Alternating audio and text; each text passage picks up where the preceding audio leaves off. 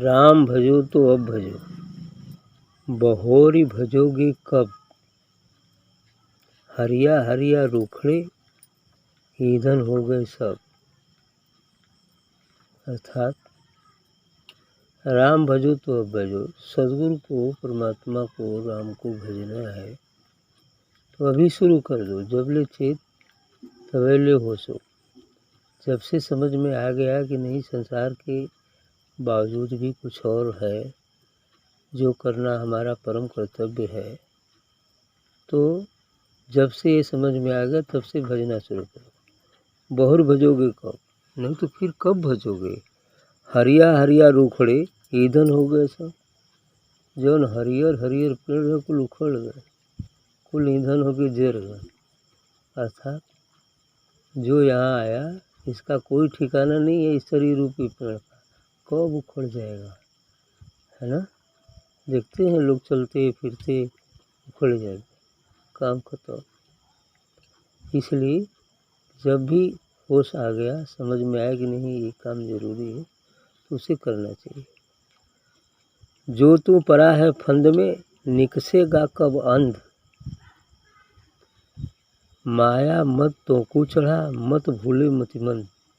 अब देखा कितना करारी बात कर रहे हैं कि जो तू परा है फंद में, कि जो तुम इस फंदे में पड़े हुए हो, इस भवसागर में पड़े हुए, इस माया के फंदे जाल में पड़े हो, तो कब निकलोगे। कब निकसेगा कब अंध, मैंने अंधा कह रहे कि तुम अंधे हो, अंधे हो गए हो माया के चक्कर में, तो कब इसमें से निकलोगे। माया मत तोकू चढ़ा, और मत भूले मतिमंद। आगे इशारा करते हैं कि तुमको माया का मद अहंकार चढ़ गया है, इस बात को तुम मत भूलो कि तुम्हें माया का अहंकार चढ़ गया है, माया के वशीभूत हो गए हो, इस बात को मत भूलो। एक बूंद के कारणे रोता सब संसार, अनेक बूंद खाली गए तिनका नहीं विचार। इस संसार का समस्त वैभव का सुख एक बूंद के बराबर है। संसार के समस्त वैभव का सुख, सीधा सादा होता नहीं। राजपाट, विलासिता, धन दौलत, सबका सुख। विवेकानंद ने तो यूँ कहा कि संसार के समस्त वैभव का सुख कीचड़ में पड़ी एक शीशे की गोली के बराबर है। जब कोई बच्चा इसे पा जाता है तो बहुत खुश होता है, लेकिन बूढ़े की नज़र में कुछ भी नहीं है। उसी प्रकार यह संसार का समस्त सुख का आनंद जो है एक बूंद का आनंद, एक बूंद का आनंद है। इसलिए कह रहे हैं, और अनेक बूंद खाली गया तिनका नहीं। एक बूंद के कारणे रोता सब संसार। इस एक बूंद के आनंद के लिए संसार रोता भी है, बिलखता भी है, जान भी दे देता है।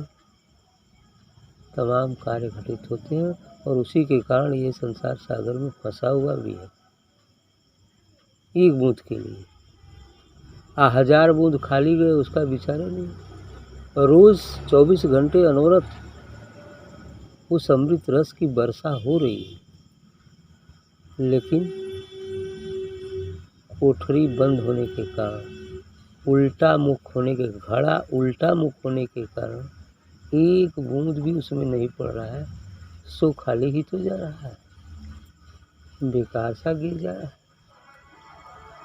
उल्टा मुख इसलिए हुआ कि यदि उसका मन सांसारिक विषय भोगों में लगा हुआ है, संसार में लगा हुआ है, तो वो उल्टा मुख है। इसके कारण जो इस अस्तित्व में, विराट अस्तित्व में जो परमात्मा का दिव्य तेज विराजमान है, वह निरंतर झरते रहता है, लेकिन उसका एक बूंद भी उसके अंदर नहीं जा पाता है। ये तो तभी संभव हो सकता है जब किसी संत सद्गुरु के सानिध्य में जाकर उनकी बातों को सुनकर अपने रुख को हम थोड़ा मोड़ दें, अर्थात घड़े को सीधा करने को। यदि तिरछा भी रहेगा तो कुछ पड़ जाएगा, यदि पूरा सीधा भी नहीं होगा कुछ तिरछा भी होगा तो पड़ जाएगा, और इसलिए उस पढ़ने मात्र से ही सीधा करने की हम पूरी कोशिश करेंगे और एक दिन सीधा भी हो जाएगा, फिर उस रस से लबालब भर जाएगा। भरेगा फिर गिरेगा ताकि दूसरा पात्र भर जाए। लाइट ऑन कर दीजिए ताकि दूसरा भी भरे।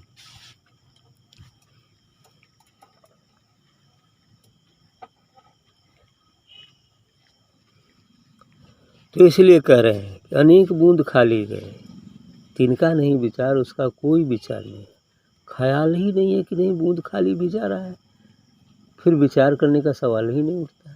उसका विचार, उसका पूरा मन तो इधर ही लगा हुआ है, एक बूंद की तरफ। जब इधर से हटेगा तब तो उधर विचार करेगा। जागो लोगों मत सो, ना कुरु नींद से प्यार, जैसा सपना रैन का वैसा यह संसार। वाह, क्या बात कहा है।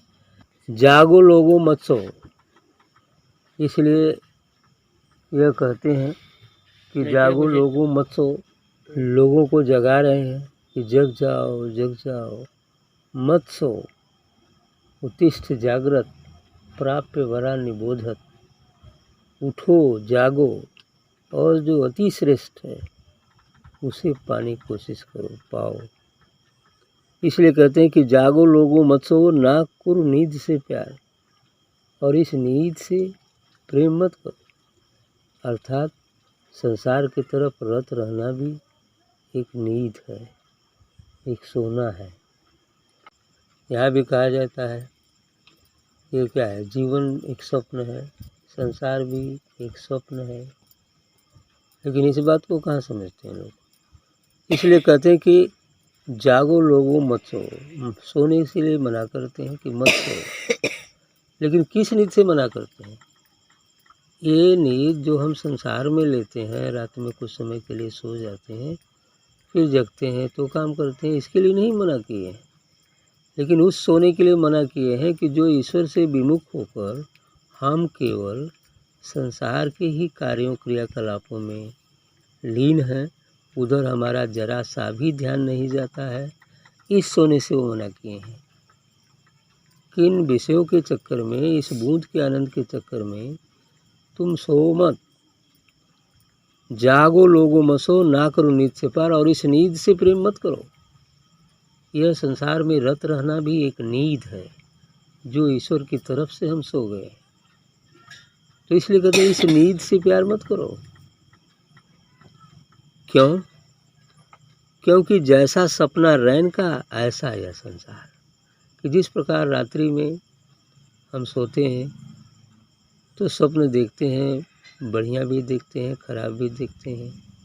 कभी कभी हम स्वप्न में हंडा पा जाते हैं, रुपए से भरी अटैची पा जाते हैं, बहुत कुछ पा जाते हैं, लेकिन जागने के बाद कुछ भी नहीं रहता है, सब फिजूल होता है। उसी प्रकार इस संसार में चाहे जी तोड़ा परिश्रम करके हम कितना हो इस संसार का धन वैभव बटोर लें, गाड़ी बंगला बना लें, सब कुछ कर लें, लेकिन जागने के बाद अर्थात मृत्यु जब आएगी और इस जीवात्मा को सूक्ष्म शरीर से निकाल कर ले जाएगी तो सूक्ष्म शरीर पीछे लौट कर देखेगा, अरे कुछ नहीं किया, सब तो बेकार हो गया, जीवन ही व्यर्थ चला गया। अब करने के लिए माध्यम मिला था मनुष्य शरीर, सो कर नहीं पाया और छूट भी गया। इसलिए कहते हैं कि अब सपना ही प्रतीत होगा, और जागने के बाद अर्थात मृत्यु से पहले जो हम, मृत्यु के बाद जब हम सूक्ष्म शरीर में जाएंगे तब पता चलेगा कि कुछ भी नहीं किया।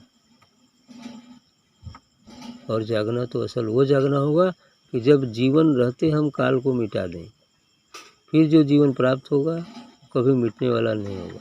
अर्थात जीवन रहते महामृत्यु को प्राप्त हो जाए, शरीर मन से अलग हो जाए, तीनों शरीरों से अलग हो जाए, तथा संस्कार सभी दूर हो जाए जो चित्त में स्थित हैं, पिछले जन्मों के, इस जन्म के, जब सभी संस्कार नष्ट हो जाएंगे, शून्य हो जाएंगे, तो हम जग जाएंगे, फिर अपने स्वरूप को प्राप्त कर लेंगे, अपने रूप को प्राप्त कर लेंगे, और मैं कौन हूँ का उत्तर भी मिल जाएगा।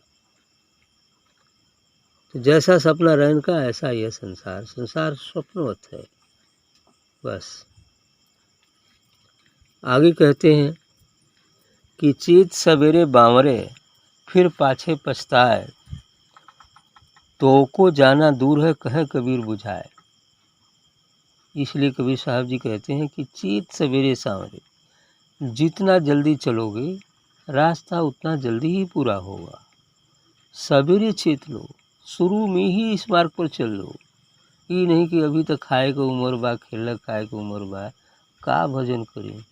पुरनिया ऐसे ही कहते हैं, खाए खेले को उम्र बा, का भजन में लगवा, बैरागी हो जाई, जंगल चल जाई, जोगी हो जाई, ऐसा लोग कहते हैं। चूँकि ये परंपरा है, जानते तो नहीं है, इसलिए ऐसा डर है उनको, मोह है, इस वजह से कहते हैं चीत सवेरे बावरे, हाँ, फिर पाछे पछताए। लेकिन यदि ये समय नहीं चलते भाई, जो जितना सवेरे चलेगा उतना पहले पहुँचेगा। अरे ध्रुव तो 6वें बरिस में निकल गया, चेत गए, ठोकर लगा ऐसा कि चेत गए, 6 बरिस में ज्ञान प्राप्त कर लिए, 6 बरिस में चल दिए, ज्ञान प्राप्त हुआ बाद में, और आके 60,000 बरिस तक राज भी किए। तो इस तरह की बातें, जो जितना सवेरे चलेगा उतना जल्दी पहुंचेगा। फिर पाछे पता, यदि ऐसा नहीं किया, वृद्धावस्था में कोई चलना शुरू करे तो पता नहीं कब टपक जाएगा। पका हुआ आम क्या ठीक है, कब चला जाएगा, समय ही नहीं। दूसरी बात, कफ वित्त वायु घेर लेगा, इधर दर्द हो रहा है, उधर दर्द हो रहा है, मन सेंट्रलाइज नहीं हो पाएगा, फिर क्या भजन। इसलिए सवेरे की बात की है। तो को जाना दूर है, कहें कबीर, क्योंकि ये मार्ग नज़दीक से भी नज़दीक और दूर से भी दूर है, दोनों स्थिति है, दूर से भी दूर और नज़दीक से भी नज़दीक। वो इतना दूर है कि जल्दी लिखा नहीं जा सकता, और इतना पास है तो भी नहीं लिखा जाता। आँख के पास रखी वस्तु को हम देख नहीं सकते, सटी हुई होगी तो दिखाई नहीं देगा, वैसे ही सटा हुआ ही है, हमारे हृदय गुहा में सटा हुआ पड़ा है। इतना नज़दीक है कि हृदय के बीच में है, तब कहाँ से देख पाएंगे। इतना नज़दीक और इतना दूर है, 7वें आकाश में है, कहाँ से समझ में आएगा। और यूँ तो चारों तरफ है, पास भी है, सटा हुआ भी, स्पर्श भी कर रहा है, भीतर भी है, कहाँ से समझ में आए। जैसे आकाश स्पर्श करता है वैसे ही स्पर्श किए भी।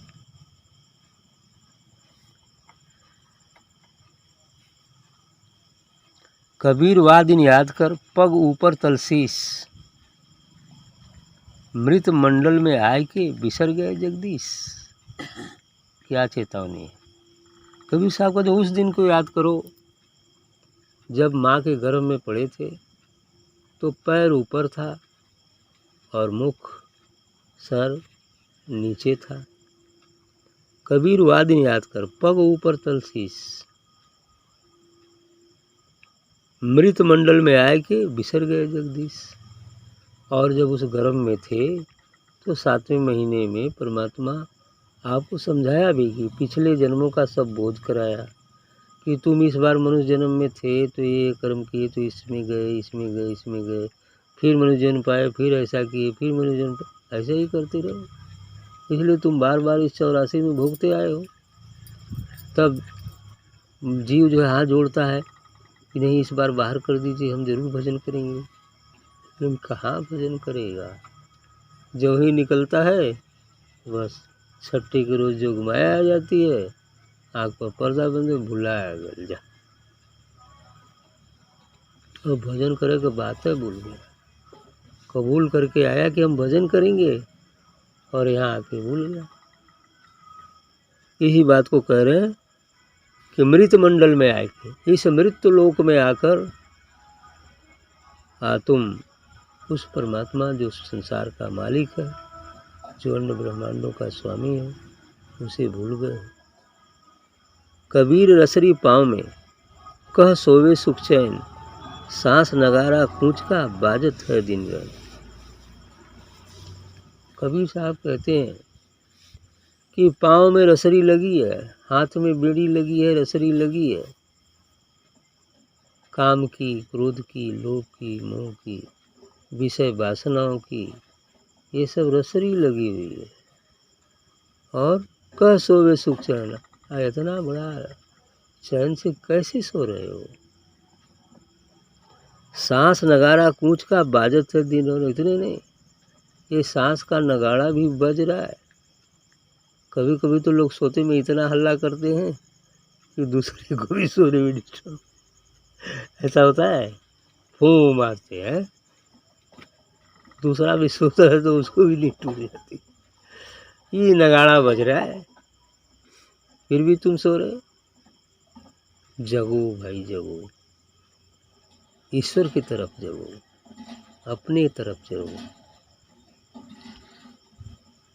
तू मति जाने बावरे, मेरा है सब कोय, प्राण पिंड सो बधी रहा, सो नहीं अपना हो।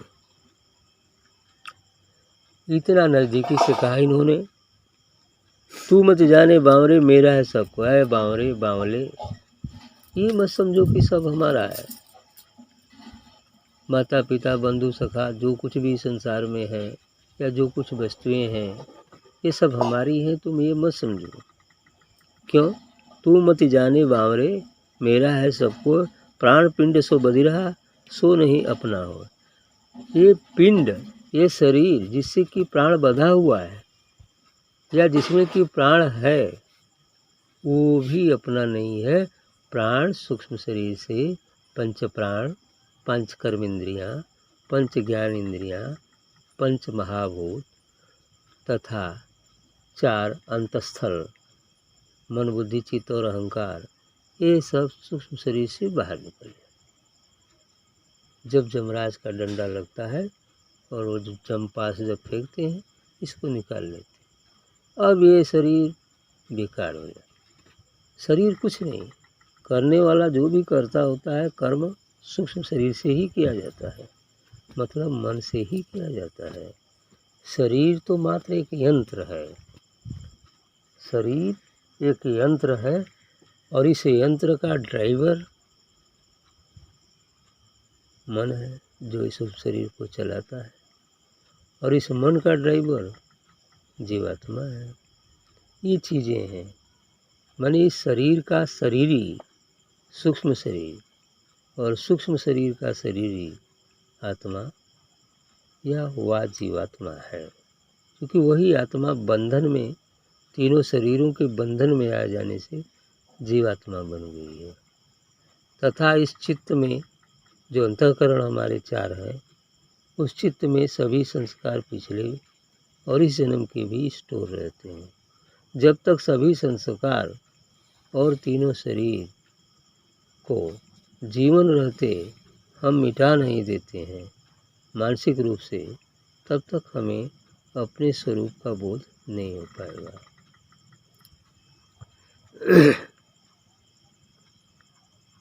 तो वह शरीर जिसमें कि ये प्राण रहता है, यानी उस प्राण के निकल जाने पर वो भी अपना नहीं है, वो भी हमारे साथ नहीं है, यहीं रहती है। यहाँ से मिली है, यहीं रह जाती। राजपाट धन पाए के क्यों करता अभिमान, पड़ोसी की जो दशा भई, पड़ोसी की जो दशा भई सो अपनी जान। राजपाट धन दौलत पाके इतना अहंकार में क्यों फूलते हो? जैसे कोई राजपाट, कोई राजा आदमी है या बहुत धनाढ़ आदमी है, बहुत पैसे कमा लिया है, तो उसको कहते कि उसको पाकर तुम इतना अहंकार में क्यों फूले हो?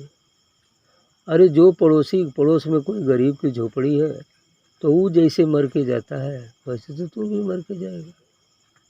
वो भी सूक्ष्म शरीर से जाएगा अपने कर्मों की गठरी लेकर, तुम भी सूक्ष्म शरीर से जाओगे अपनी गठरी लेकर। तो उन पाप पुण्यों का फल वही प्रेत पितर में भोगोगे। बड़ा करोगे, अच्छा किए हो तो देवता में चले जाओगे, फिर जन्मोगे, मरोगे, फिर 84 लाख योनियों में जाओगे। अच्छा तो यह है कि जीवन रहते ही हम उस अपने स्वरूप को पहचान लें, जिसके बाद फिर महामृत्यु को प्राप्त हो जाए, जिसके बाद फिर हम दिव्य रूप से उस अपने मूल भंडार में जाएंगे और फिर कभी आना नहीं हो। फिर चूँकि तीनों शरीरें मिट चुकी हैं, सभी संस्कार मिट चुके हैं, इसलिए एक दिव्य ऊर्जा के रूप में हम जाएंगे, अपने मूल भंडार में समा जाएंगे, फिर आना जाना नहीं हो।